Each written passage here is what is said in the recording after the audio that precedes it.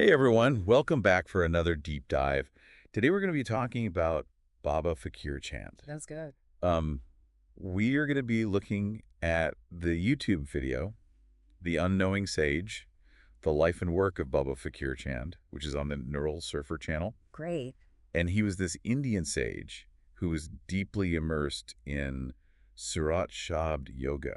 Have you heard of that? Yeah, I have. It's pretty fascinating. It's like a practice of trying to have a controlled near-death experience, right? Exactly. And the really interesting thing about him, well, one of the interesting things is that he came to kind of embrace this idea of unknowingness as like the ultimate truth. It is interesting. It seems counterintuitive, right? Like, Yeah. how can someone be like enlightened but also embrace Right. ignorance? It's like a paradox. Yeah. It's going to be cool to unpack that. Yeah. It's a really interesting journey. Yeah, to understand him, we have to go back to the beginning, to his early life. So he grew up in poverty and he found like comfort in the Hindu deities Rama and Krishna. Nice. And these early religious encounters, they actually shaped his later understanding of visions and spiritual manifestations. So he had kind of this like foundation. Exactly. Like Yeah. these early impressions really stayed with him and influenced how he viewed those things later. Right. I was reading about how there's this really striking story where he ends up eating cow dung because he had a vision of Lord Krishna telling him to. Can you imagine? Oh, wow. That's I intense. know. And then later on, he starts questioning whether or not that vision was even valid. Like he had second thoughts. That must have been a turning point for him. Yeah, a pivotal moment for sure. What do you think about that? Well, it really shows the inner conflict he was wrestling with, right? So, like, on one hand, he was super devout, so devout that he even went on a vision quest. But at the same time, he started questioning the very experiences that formed the basis of his faith. Yeah, that's such a human thing to do, though. Oh, absolutely. I think we all go through periods of questioning our beliefs. It's like that saying, the unexamined life is not worth living. Yeah. Right. And so this internal struggle ultimately led him to Radhaswami, which is a spiritual tradition that really emphasizes Surat Shab yoga. Okay. And his guru, Shiv Bret Lal, he saw something remarkable in Fakir Chand. It was said that he could even leave his body at will and access these heightened states of awareness. So he's having these incredible experiences, Yeah. like traversing spiritual realms, encountering light and sound, maybe even what some people would call supernatural powers. You'd think he'd be content, right? You would think so, but he wasn't. Really? Yeah. Despite achieving these really profound states, he wasn't satisfied. He actually struggled with this persistent sense of discontentment. Mm. He even challenged his guru about the perceived superiority of Radhaswami over other faiths. This is a pretty bold move. I can imagine. And Shiv Bret Lal's response is really intriguing. He basically made Fakir Chand a guru himself. Whoa. And he also predicted that it would be Fakir Chand's disciples who would hold the key to unlocking the true secrets of Radhaswami. That's kind of cryptic, huh? Totally. But I guess that's how gurus talk sometimes. And then things start to get really weird. As Fakir Chand starts gaining these followers, they start reporting all these strange occurrences. Oh, yeah, I read about that. They're claiming to see his radiant form appearing to them in visions, offering guidance and support.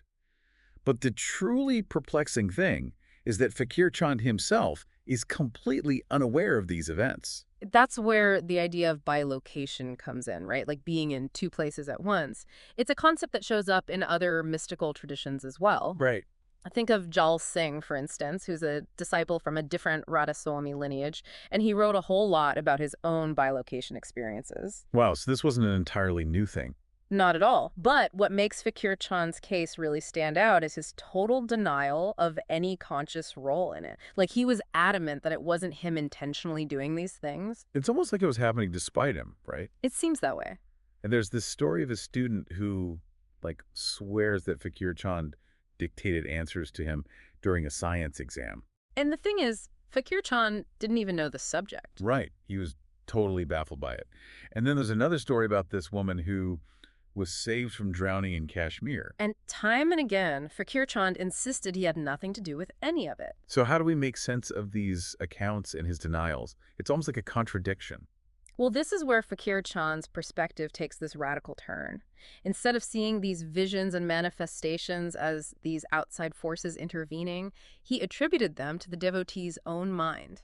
They're all mine. Yeah, he believed they were projections shaped by their beliefs and their past actions, what we might call karma. right? Interesting. So he was essentially challenging the traditional view of a guru as this figure with supernatural powers. Right, because usually the guru is seen as the one with all the answers and all the power. Exactly. And Fakir Chand turned that idea on its head, And then he came out and said, "Thy own self is the real guru." which is pretty radical. It suggests we need to rely on ourselves and look inward. That's a huge shift from just blindly following an external authority. It's like he's saying you have the power within yourself. Exactly. That's the key takeaway here. It emphasizes the importance of personal introspection and self-discovery in anyone's spiritual journey. And this wasn't just a philosophical idea for him. He actually put this into practice. There's this story about this woman who was desperate to be initiated into his lineage, and he refused. Oh, I read that one too. Why did he refuse? Well, he foresaw the tragic deaths of her children, and it made him super careful about who he initiated. He started to believe that the purity of the disciples' intentions was like the most important thing. That's heavy. So he was really emphasizing the responsibility each person carries on their own spiritual path. Exactly. And it seems like this ties directly to his ultimate conclusion, Which is? that the pursuit of ultimate knowledge is pointless. He came to believe that the true path lies in accepting that reality is unknowable and just focusing on becoming a better person. Wow. What are your thoughts on that? Well, it's pretty radical, isn't it? It is. It really makes you think. But honestly, Fakir Chand's stance kind of resonates with a lot of philosophical ideas from all over the world and throughout history. Like what? Like Socrates, for example. Remember his famous line, "The only true wisdom is in knowing you know nothing." Oh, right. Or think about Lao Tzu, the founder of Taoism. He always emphasized embracing the mystery of the Tao. So we're seeing Fakir Chand evolve from this devout follower to this skeptical seeker and eventually to this champion of unknowingness. But how does this apply to us? I mean, if ultimate truth is unattainable, how do we navigate our own desire for knowledge and understanding? That's the million-dollar question, isn't it? How do we even begin to make sense of all of this? Well, maybe the journey itself, the continual exploration and the questioning, maybe that's actually more valuable than finding a definitive answer.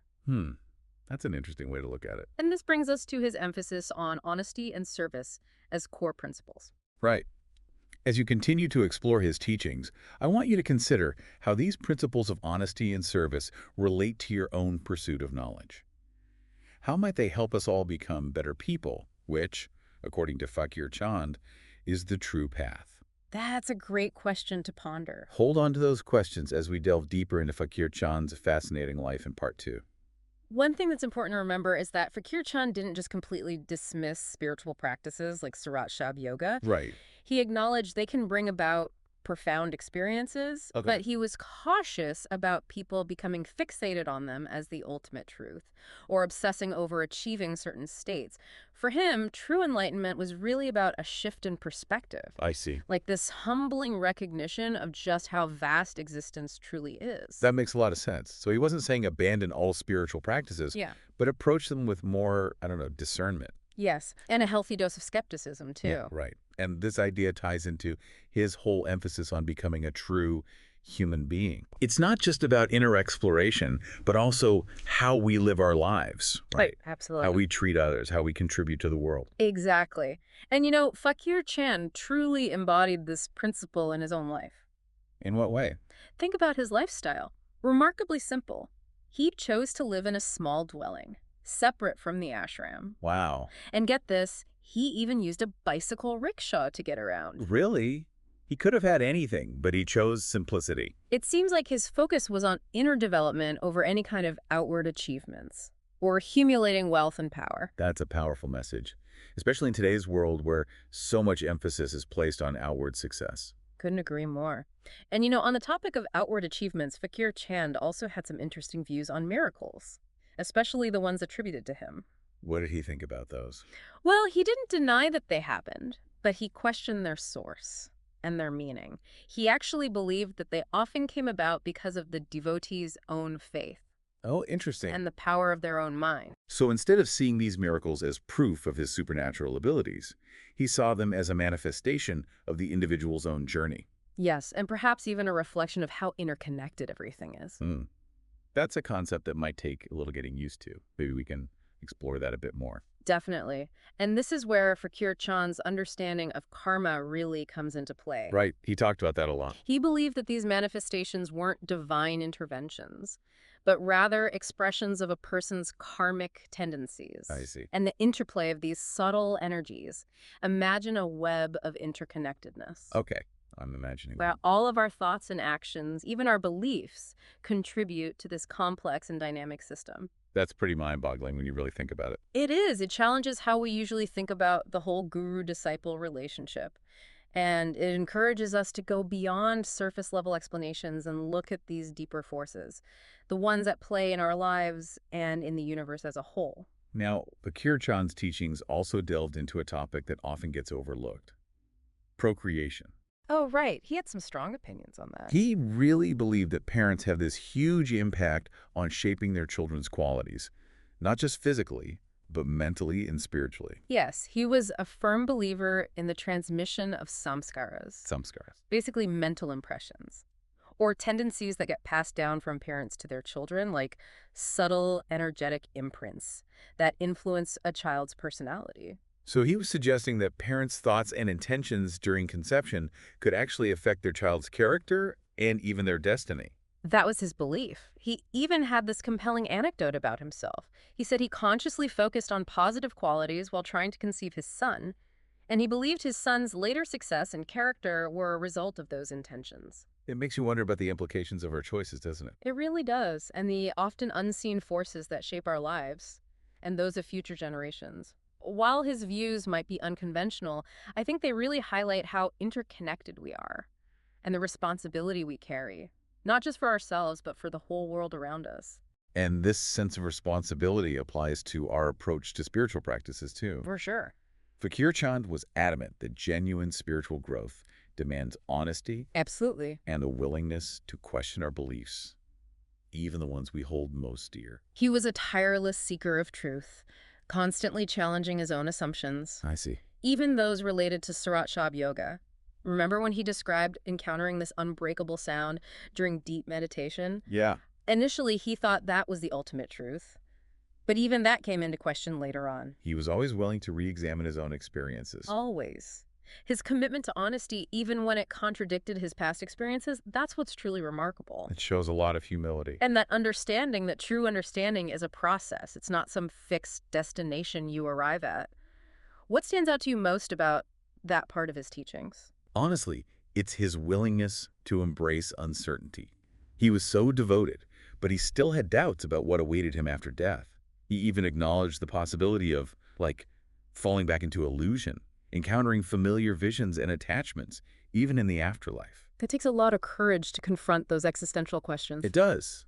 And it makes you realize that even those who's achieved great spiritual heights are still human. Right. They have doubts and fears, just like everyone else. It makes his teaching so much more relatable, don't you think? Totally. He wasn't claiming to have all the answers or promising some guaranteed path to enlightenment. Instead, he emphasized honest self-reflection, recognizing our shortcomings, and just working towards becoming better human beings. It wasn't about reaching a specific destination, but about the journey of inner transformation. Right. It's an ongoing process. Continual refinement, peeling back layers of ego and illusion, connecting with our true nature. And for Fakir Chand, what was that true nature? For him, it wasn't about achieving some kind of superhuman state, but realizing our inherent divinity, the spark of consciousness that connects all of us. He believed we're all these bubbles of consciousness, Bubbles. emanations of this vast and ultimately unknowable source. And that brought him peace. It did. A sense of peace and acceptance, even amidst all of life's uncertainties. And isn't that what we all want in the end? I think so. That peace, that sense of connection. It seems like that's the heart of his message then.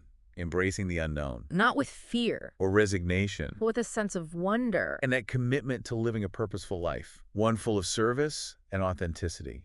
Recognizing that the journey itself is the destination. Beautifully put. His legacy really speaks to the power of honesty, humility, And the pursuit of truth. not as a final destination. But as a lifelong journey of discovery. His life was a testament to that idea. Remember the name of his ashram? Manav Mandir. Yeah, the House of Man. Exactly. It perfectly captures his belief that the spiritual journey really It starts and ends with our shared humanity. It really does. It's powerful. Makes you think about it differently. Mhm. Spirituality isn't about reaching some distant mystical state. It's Right. about becoming more human, More compassionate. more connected to everything around us. Yeah, it's a call to action in a way. His teachings remind us that enlightenment, it's not about supernatural powers Mm, or escaping the world. It's about really embracing our humanity, facing our like limitations, that. and, just living with compassion and an open mind to all the possibilities that exist beyond what we think we know. And maybe in that process of becoming, we kind of stumble upon a deeper understanding of the unknowable. Hmm. Not as a definite answer, Hmm. but more like this ongoing exploration, Yeah. a lifelong dance with the mystery of existence. I love that. A lifelong dance. That's a beautiful way to put it. When you think about it, Fakir Chand's teachings offer a really refreshing perspective on spiritual authority. He didn't claim to have all the answers. He didn't demand blind faith. Instead, he encouraged his disciples to go out and find their own truth. He emphasized that the true guru is actually within each of us. He often said, "Thy own self is the real guru." That really stuck with me. Yeah. It shifts the focus from an external authority to this internal exploration. What are your thoughts on that? It's incredibly empowering. I mean, it puts the responsibility for spiritual growth right on the individual. Mm. It's not about blindly following someone's dictates. It's about developing your own discernment, connecting with your inner wisdom. And he even went so far as to say that the experiences and insights gained through his disciples were his true guru. He believed their struggles, their realizations, even their challenges helped him to deepen his own understanding. Wow, that's really humbling. It's very different from the strict hierarchies you often see in other spiritual traditions. For sure. And this idea of learning from experience is at the heart of Fakir Chand's teachings. He was a big believer that book knowledge, while important, couldn't replace the direct knowing that comes from practice and self-reflection. He would often share stories from his own life, both his successes and his failures. And he wasn't afraid to admit his mistakes, even those related to his spiritual practices. That's so important. To be able to admit when you've messed up, it makes him seem so much more human, relatable. Absolutely, it humanizes the whole path. Do you remember the story about him falling asleep during meditation, Mm. even after his guru emphasized the importance of practice? Yeah, I remember that one. It's Kind fun. of endearing, right? Totally. Makes you realize even a great spiritual master still faces everyday human struggle. Right. But speaking of struggles, Fakir Chand never tried to downplay the challenges that come with seeking truth. He was very upfront about how difficult the path can be. Definitely. It takes discipline, perseverance, and the willingness to confront uncomfortable truths about yourself. He often used this metaphor of hanging on the gallows to describe letting go of attachments and surrendering to the unknown. Wow, that's pretty intense imagery. It is. But it really captures the intensity and the commitment it takes to break free from limiting beliefs and conditioning. He wasn't offering some quick fix or some guaranteed path to enlightenment. Instead, he stressed the importance of honest self-appraisal, recognizing our shortcomings and working towards becoming better human beings. It was about the journey of inner transformation, Right, not about reaching some ultimate destination. a journey of continual refinement. It's about peeling back those layers of ego and illusion and connecting with our true nature. And what did he say that true nature was? What does Fakir Chand say? It wasn't about achieving some sort of superhuman state. It Oh, was about recognizing our inherent divinity, that spark of consciousness that connects every single one of us. I see. He believed that we are all, as he put it, bubbles of consciousness, emanations of this vast and unknowable source. And that realization, it brought him a sense of peace and acceptance. Even in the face of all the uncertainty life throws at us. It's really about recognizing that the journey itself is the destination. His legacy is a testament to the power of honesty, humility, and the pursuit of truth. Not as a destination, but as that lifelong journey of discovery. Well, as we wrap up our deep dive into the life and teachings of Baba Faqir Chand, I am definitely left with a feeling of awe and inspiration. It's a reminder that true enlightenment isn't about gaining supernatural powers or escaping the world. It's about embracing our humanity, facing our limitations, and living with a compassionate heart and an open mind to all the possibilities that exist beyond what we think we know. Couldn't have said it better myself. And as we continue on our own journeys, maybe we can all take a little bit of Fakir Chand's spirit with us. That willingness to question, the commitment to service, and a humble acceptance of this vast mystery that unfolds before us each day. Thanks for joining us on this deep dive. We hope you found it insightful. Yeah, thanks for listening, everyone. Until next time, keep exploring, keep questioning, and keep embracing the beauty and complexity of this incredible journey we call life.